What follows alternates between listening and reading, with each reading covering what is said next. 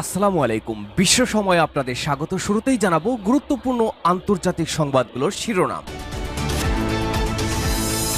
ভূমধ্য সাগরে ফ্লোটিলা ঝড়, গাজা অভিমুখী সর্বশেষ জাহাজটিও আটক করেছে ইসরায়েল। বলা যায় এর মাধ্যমে প্রায় অর্ধেক পৃথিবীর সাথেই যেন একরকম অদৃশ্য যুদ্ধে নেমে পড়েছে ইসরায়েল। এরপরেই জানাবো ইসরায়েলি নৌবাহিনীর অবৈধ অভিযানে আটক গ্লোবাল সমুদ্র ফ্লোটিলার অধিকার কর্মীরা অনির্দিষ্টকালের অনশন কর্মসূচি শুরু করেছেন।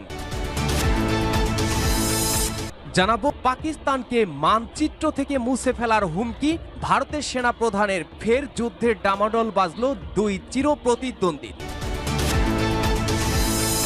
এবং সর্বশেষ জানাবো গাজা যুদ্ধবিরতি পরিকল্পনায় অসংখ্য ফাঁকফোকর রয়েছে জানিয়ে সতর্ক বার্তা মিশরের। শুনছিলেন গুরুত্বপূর্ণ আপডেট আন্তর্জাতিক সংবাদের শিরোনাম। এবারে থাকবে বিস্তারিত।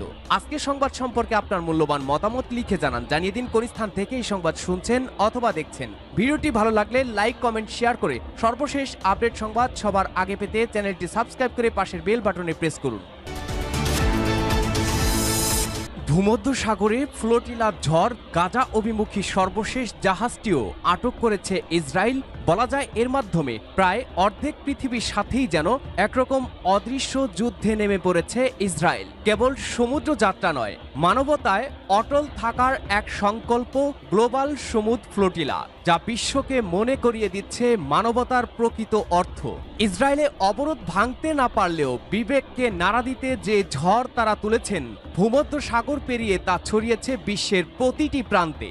অবরুদ্ধ গাজায় যখন চলছিল নির্বিচারে ইসরায়েলি তাণ্ডব, বিশ্ব মোড়লদের ডাকেও যখন থামেনি গণহত্যা, তখন ভূমধ্য সাগরে প্রতিরোধের প্রতীক হয়ে আশায় ফেলা ভাসিয়েছিল গ্লোবাল সমুদ্র ফ্লোটিলা, যেখানে ধর্ম, বর্ণ, মত ও পথ নির্বিশেষে এখন ৪৪ দেশের মানুষ শুধুই ত্রাণ দিতে ফিলিস্তিন উপকূলে এই যাত্রা নয়, বরং এই পথে বিশ্ব বিবেক এক হয় মানবতার তরে। এই ফ্লোটিলাকে মোটেও খাটো করে দেখা যাবে না, কারণ এটা রেজিস্ট্যান্সের প্রতীক, এটা সাধারণ মানুষের প্রতীক। এটা যে প্যালেস্টাইনের মানুষের প্রতি সাধারণ মানুষের যে আস্থা এবং তাদের যে সিম্প্যাথি, সেটারই প্রতিফলন। সুতরাং সেটাকেই হয়তো ইসরায়েল সিম্বলিকভাবে হোক বা নন সিম্বলিকভাবেই হোক, সেটাকে নিয়ে হয়তো দুশ্চিন্তায় আছে বলেই এত বড় রকমের ব্যত্যয় তারা ঘটাতে চাচ্ছেন।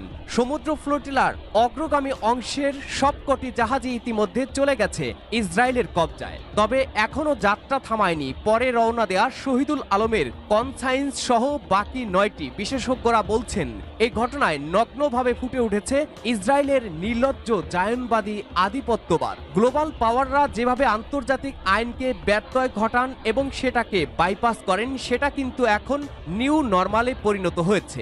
এটা এখন সবার সামনেই খুলে গেল যে ওরা হচ্ছে প্যালেস্টিনীয় জনগণকে ৭০ বছর ধরে পরিকল্পিতভাবে এবং পশ্চিমা বিশ্বের সমর্থন নিয়ে ওরা কিন্তু এই কাজগুলো করছে। প্যালেস্টাইন জনগণকে ওরা নিষ্পেষিত করতে চাচ্ছে। ফ্লোটিলার যাত্রী হিসেবে আটক হয়েছেন অস্ট্রেলিয়া, নিউজিল্যান্ড, ফিলিপাইন, তুরস্ক, জাপান সহ ২৪টি দেশের নাগরিক, যাদের সাথে যুক্তরাষ্ট্রের রয়েছে নিরাপত্তা চুক্তি। রয়েছে ন্যাটোভুক্ত দেশ ও খোদ যুক্তরাষ্ট্রের নাগরিকরাও। বলা যায় এর মাধ্যমে প্রায় অর্ধেক পৃথিবীর সাথেই যেন একরকম অদৃশ্য যুদ্ধে নেমে পড়েছে ইসরায়েল। এই ঘটনায় এখন পর্যন্ত যুক্তরাষ্ট্র নিষ্ক্রিয় ভূমিকায় থাকলেও অগ্নিগর্ভ হয়ে উঠেছে এশিয়া ও ইউরোপের দেশগুলো। ইতিমধ্যে